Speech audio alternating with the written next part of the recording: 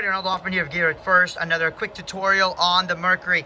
This is about the node options. As you know, Mercury supports streaming ACN or ArtNet. So how do you get ArtNet out?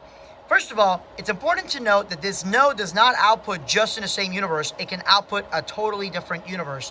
So we're going to go ahead and plug our 5-pin to 3-pin out. And then my little light here is currently off. We're going to go into the menu and let's go into our DMX right here. You're going to send this the mode. I usually put it to send. And you can see that it's already working there. Now if I go to output settings, you can do an auto control source, which is what I do. But if it's not working because you've got it in a different universe, you want to make sure that you have your ArtNet universe at 0. So let's go ahead and recap. ArtNet universe at 0. Your output settings, again, you can leave it at auto.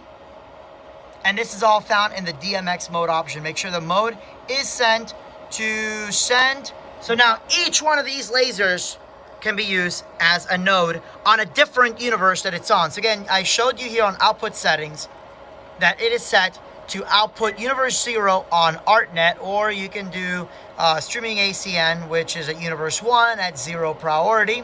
But if you go back here, you'll see that the control unit for the laser itself is set at universe 3. So keep in mind that when you are getting an X-Laser unit with the Mercury, Mercury also works as a one universe out DMX node, or ArtNet to DMX node. If you have any questions, leave them in the comment below. Thanks so much for watching. Good night. God bless.